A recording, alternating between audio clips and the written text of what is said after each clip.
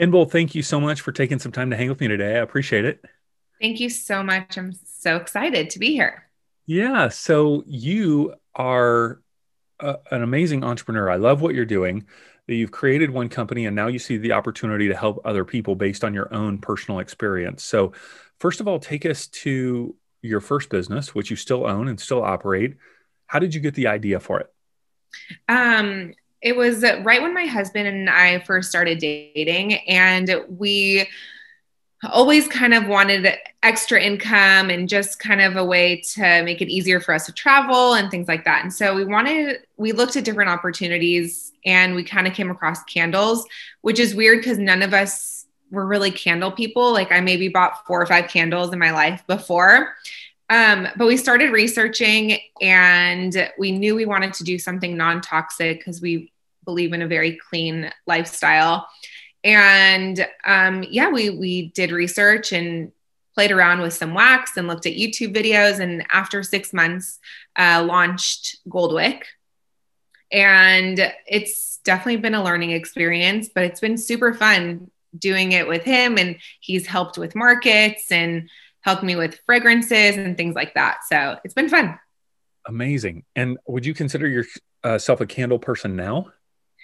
Yeah, I probably have like 4 or 5 candles burning at all times. No way, really? Yeah, it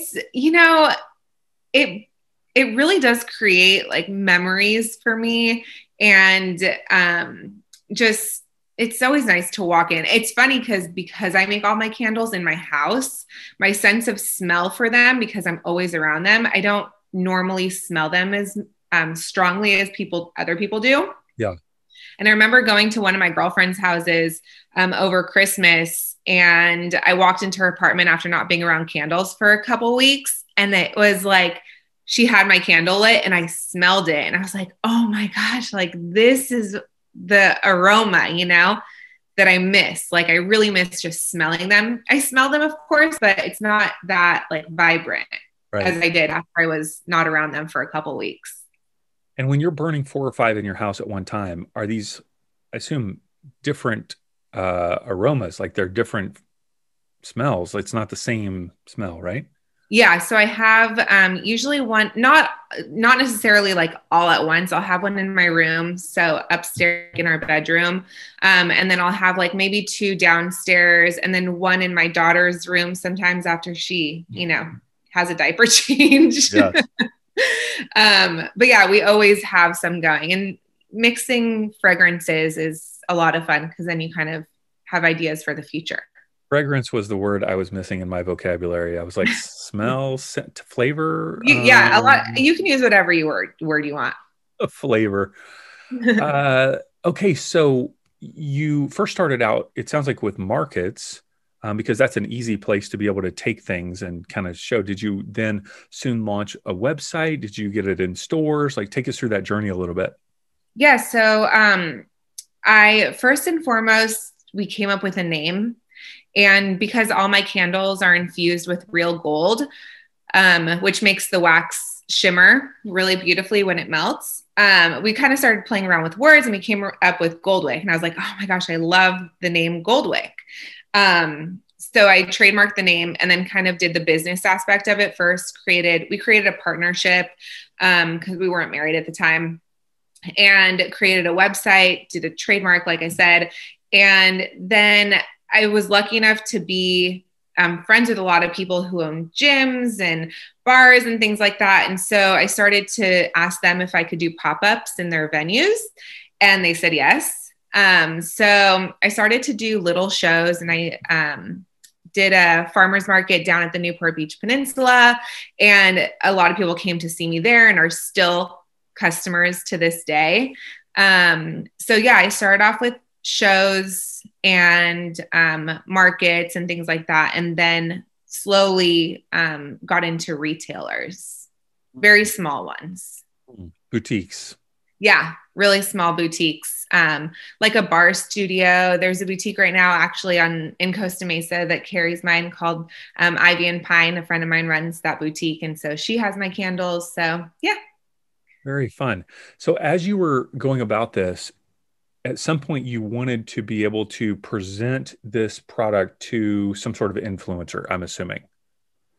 And what was that process like? So basically, we moved to North Carolina and I had to start all over again with making connections and building a business on the other side of the country. So I did that. And then a year later, I had my daughter and I couldn't do shows anymore. I had to really rely on social media and my website sales. And so I wanted to reach out to influencers to get into the influencer marketing space, which I had no idea about. So I was really kind of naive about the situation. And I very quickly realized it was incredibly expensive to reach out to influencers that had lots of followers. And so I looked at influencer marketing platforms and also very quickly realized that that was also expensive. They charge hundreds of dollars a month, or they require you to spend tens of thousands of dollars a year on influencer marketing, which I just didn't have. And as a brand, to be on their platform, you had to be of a certain size. So like 20 employees, which I didn't have. It was just me. So yeah, I quickly realized that it was just not something that was conducive to my business. So I just started trying to reach out to people on my own, just searching Instagram, which was very, very time consuming because the search function isn't that great Right. for keywords. So yeah, so I never ended up doing any influencer marketing, but during COVID, I did reach out to this influencer who was helping small businesses, and she had about 2 million followers. And she reached back out. She promoted my product for free, and I got tons of interest in orders. And so it wasn't how I expected it to work out, but it did. And I mean, it just made me realize how it could work, you know? Mm. And so she was just out of goodwill looking to help small businesses as a influencer. Yeah. Yeah. She realized that a lot of small businesses were struggling. It's just, I think in April of 2020. So right as the pandemic started. And yeah, I reached out to her and kind of gave her a little bit of my story. And so she was like, yeah, I would love to try your candles. She talked about them. And yeah, it was great. It was really great exposure. And then from that, did you gain other exposure, other PR from other people? Yeah, I did actually. This girl reached out to me. She, her and her friend have a military spouse podcast. She was like, I saw you on We Were What's Instagram. She was talking about being a military spouse. And so she reached out to me and I got to be on her podcast, which was my first one. So that was I super listened to that. exciting. I listened to that episode. Oh yeah. Yeah. So yeah, it was really cool talking to them about my experience and being a military spouse entrepreneur. So that was exciting. Yeah. There were all sorts of references to numbers and letters and deployments. And I was like, I do not understand what's going on here, but like it sounds very meaningful. And I didn't even realize after I looked at that episode and I was looking at her website, I'm like, wow, there are so many little niches of how to connect with people. I would have never thought about this niche. And obviously, it's a very important niche. So, yeah, that was a super fun episode. Yeah. Yeah, it Amazing. was really cool. I got a lot of messages from other military spouses who some of their husbands were deployed as well. So it was really special to connect with people because I was new to the military community.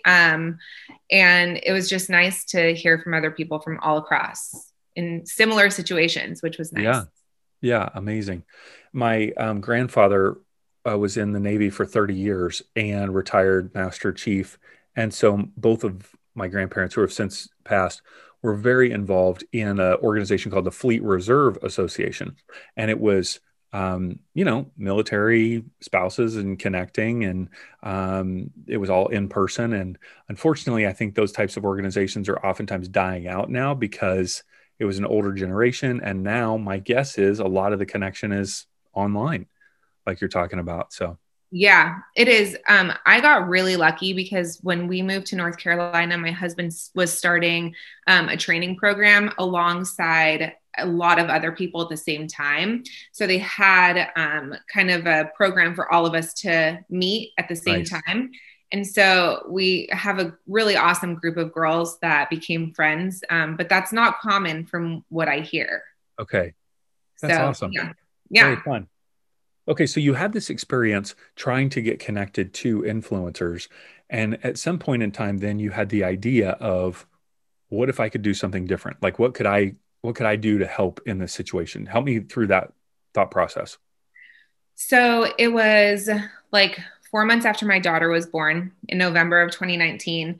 And I was like, there has got to be something, because there's so many, like over 1 million small businesses, small brands, micro and nano influencers who are just starting out that aren't able to make those connections and are spending so much time looking that there has to be something similar, to what I'm trying to come up with. And so I searched and there was nothing. There is absolutely everything for influencers. Influencers can join platforms for free, but nothing for the small businesses and the brands. And a lot of the brands don't want to work with influencers who have maybe like 100 followers or 200 followers who are just starting out Mhm. because they don't think that there's good enough reach. Their engagement isn't very high. And so yeah, I brought up the idea to my husband, and my dad is a software engineer. And I called him. I was like, hey, I have this idea. And he doesn't know anything about influencer marketing. And he was like, wow, that's a really good idea. I'm like, well, if you think it's a good idea and you don't even know anything about influencer marketing, then I'm going to go with it. And yeah, just kind of started brainstorming, kind of like my GOLDWICK candles, thought of a name, thought of a website, and then kind of did the business aspect and then started building it out. Okay, so it's called Like Minded Collective, Mm-hmm. LM dash collective .com, lm dash collective.com, and of course, goldwick dash candles.com. We'll have all those links in the show notes, of course, with all the social media. But so, Like Minded Collective, give us a picture of it because we're getting kind of the inside scoop before it even launches. What's it going to look like? How much is it going to cost? When does it launch? So the launch date got pushed a few times, which I'm hearing is very common in the startup world, which I'm trying to be okay with. So it's as of now, it's launching June, July, and it is essentially a networking marketplace for influencers, brands, and small businesses to connect. So you can get on there to look for a collaboration with another business or an influencer. You can go on there to try to build your business. So if you're looking for a social media manager, a business coach, a photographer, a website builder, designer, so all those small businesses will be on there. And we have a feeds page similar to like Facebook and Twitter where you can post what you're looking for. So as a candle company, let's say if I'm looking for a wine company to do a Valentine's Day giveaway with, I can search either in the search function, or if nothing comes up, I can post on the feeds page that maybe somebody who sees it knows somebody else who is a wine company, maybe not on the platform, and they can kind of set me up. So it really is just a networking marketplace for everyone to help build their business. Mm. And we're going to have two different payment structures. One is like a standard subscription, and then one is sponsored. So standard is just $25 a month or $150 a year. And then sponsored, once we get that going, we're going to put like they'll show up first in search results. And then on the feed page, we're going to start featuring people throughout the feeds page. Mm-hmm. So just more exposure. Still kind of trying to figure that out, but I think that's going to be $150 a month or $9.99 a year. Okay. And I have heard that you've kind of, you've had some challenges along the way, as many of us do when we're creating technology resources. How did you go about funding and finding developers in order to make this for you? Yeah, the developer issues have been my biggest struggle. So as far as funding goes, my husband and I have funded most of it. I got my grandma is an investor. And my dad helped me with the first developer that we found. Well, I should say my mom and my dad. But so like I mentioned, he is a software engineer. And so I knew of this company that had helped me build out one of the websites for a bar that I worked at years ago. And so I called him up and he set me up with the owner of the company, which I think is new. He's a newish owner. And it just didn't go how I had hoped at all. They ended up outsourcing the project overseas. And that just caused a lot of problems as far as timing goes, because if there's an issue, I have to talk to the company, then they message overseas, and then they message back, and it's like 3 days after that. Yeah.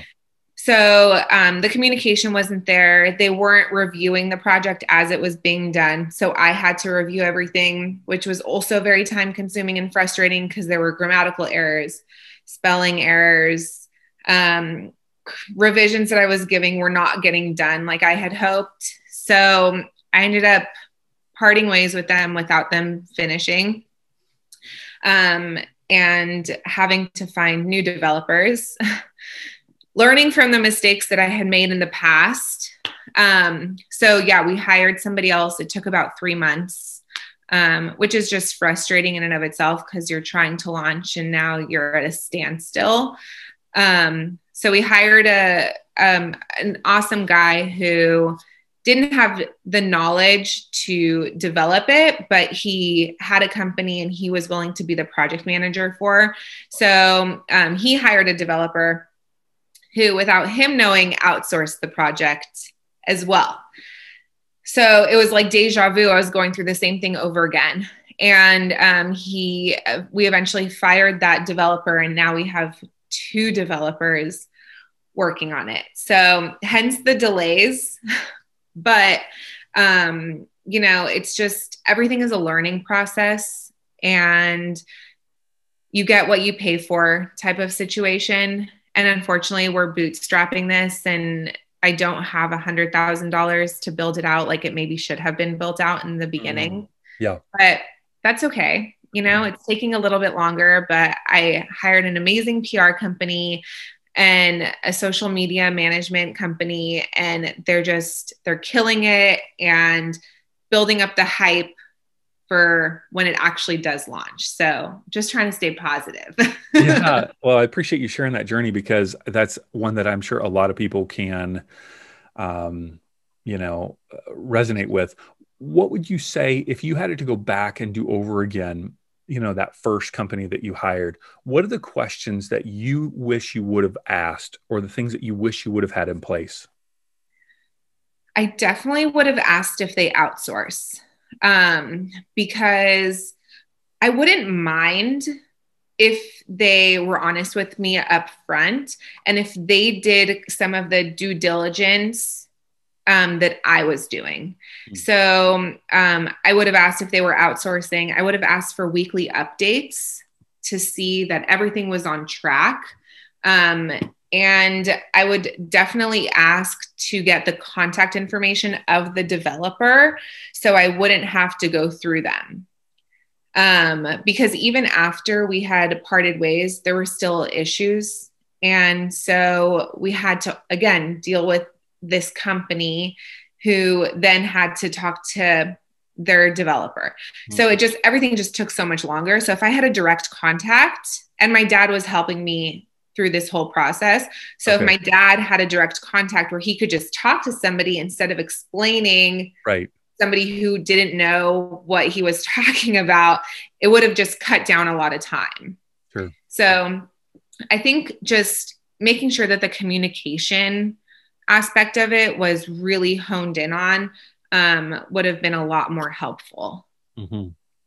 So I have worked with a number of, entities overseas, and when I was starting this new project that I've just recently launched, I needed a developer. And so I went on Upwork, and I, invited a bunch of people, had somebody sign up, and then I interviewed several of them. And so for me, I wanted a lot of these companies overseas, and I went directly, right? I didn't go through the kind of a middle person. I want to know that I can speak to that person voice to voice, because for me, that gives me a sense of comfort rather than just email or just a messenger through Upwork. So I got the head guy on the phone, was able to talk to him voice to voice. Okay, can I understand his English? Are we okay? And then explained the entire project to make sure that like he got it and was, and it takes time. It's and once again, I was bootstrapping it as well, right? I was going because I had gotten a quote from somebody else. It was like way more money. And but for me to be able to talk to somebody voice to voice if I need to, and that I know when the milestones, like how often are we going to get an update? Is it once a week? Is it once a day? And I set that agenda. Those are all things that are key. I hear so many people that do go through companies and don't know that it's going to be outsourced. Outsourcing is a good thing. It can totally save you money. Mm-hmm. But like you're saying, you do need to have the structure in place to go, who is it? Can I speak to them? How do I update it? How often all those things. Super important. And we went through Fiverr. In the beginning, my dad and I had conversations with people overseas, and it was something that we could have done by ourselves. But I thought that if I had a company, they were going to go through and check everything before it came to me. And so I was like, okay, that's something that I'm willing to pay a little bit extra for, to have a business do that, because I have a 6-month-old at the time. My husband was deployed at the time. And I was like, I need all the help I can get. And it just worked out to where that's exactly what I was thinking. I was like, I could have done this myself. I'm doing exactly what I could have done, but paying more. And I think that's where the frustrating part was. But yeah, looking back, maybe I should have just done that, gone with Upwork or Fiverr and just really gone through it, because I went through everything that I would have gone through, on top of being frustrated at a company that I was paying money for. So that frustration is a lot of fun. So much fun. Oh man, it is hard. But I will say that if you're not familiar with technology or even the thought process about how websites work, you don't necessarily have to know about coding, but you've got to understand at least something in terms of the flow of, the customer and how their customer experience is going to work. If you do know that, you can speak to a developer and have them help you. But if you need someone to consult you on the customer flow, then you can't work with a developer directly. You've got to have that put in place by somebody else beforehand. And it's kind of like what you were saying when you were listening to the podcast, like all these acronyms in the military and all these numbers and, things like that, where in the beginning, I didn't know what I was talking about. And my dad has been retired. And so he was out of the game for a while. And so things are constantly evolving in the tech world and developer world, to where now I can definitely talk to somebody about exactly what I want. Whereas before I was like UX, UI, like, I don't even know what is that, MVP, I don't know. Totally. So yeah, I think definitely experience, but I'm really lucky that it didn't cost me $50,000, $60,000 to learn a lesson. It was a lot less. But everything is a learning experience, and just being able to handle the situations and move on, and have the support that I do from my husband. And like I said, the PR company and the girls that are helping me with my Instagram, like all of them just supporting the fact that they understand how frustrating it is really helpful. So yeah. One of the things that I would say to listeners is that it is going to take a lot longer than you imagine.